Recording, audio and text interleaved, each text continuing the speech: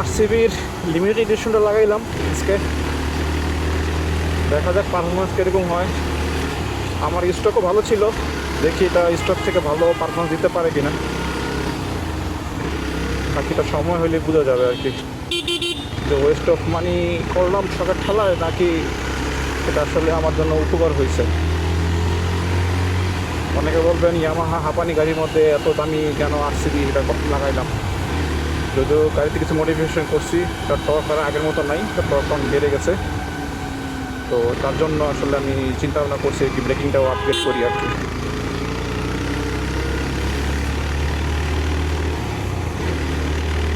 গাড়ির torque almost MT-15 মতো হয়েছে আর কি, যদি এখন টপ স্পিড কম পাচ্ছি, চেনটা ছোটো দেখে যখন চেনটা ছাড়বে, চেনের টাইটটা এখন টাইট অবস্থায় আছে আর কি, তখন চেনটা ছাড়বে তখন হয়তো বা টপ স্পিডটা বোঝা যাবে। যদি না হয় তাহলে মেবি ক্লাস প্লেটের সেট চেঞ্জ করতে হবে, আরও বেটার ক্লাস প্লেটের আপগ্রেড করতে হবে, বিশেষ করে স্প্রিংগুলো চেঞ্জ করতে হবে যেন সে আরও পাওয়ার নিতে পারে।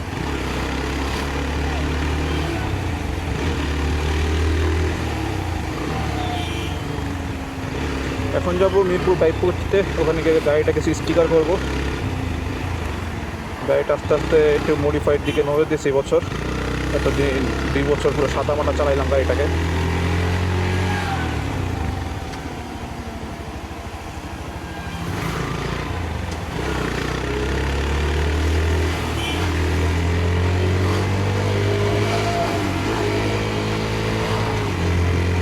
গাড়ির যে রেডি পিক আপ, এটা মনে করেন যে এখন অস্থির হয়েছে, অস্থির।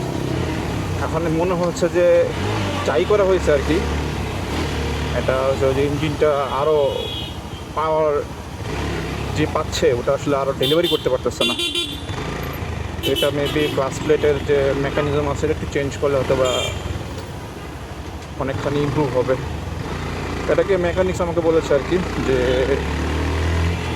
আগে চেনটা একটু লুজ হোক, তারপর আমরা দেখি এটাকে আসলে আপডেট করার প্রয়োজন আছে কিনা। আপনার গাড়ির সাউন্ডটা শুনতে পাচ্ছেন কিনা জানি না, অন্যান্য FZ-X-এর তুলনায় এর গাড়ির সাউন্ডটা অনেকখানি চেঞ্জ, অলমোস্ট MT-15-এর যে অ্যাগ্রেসিভ যে সাউন্ডটা ওটা ফিল করা যায় আর কি এখানে।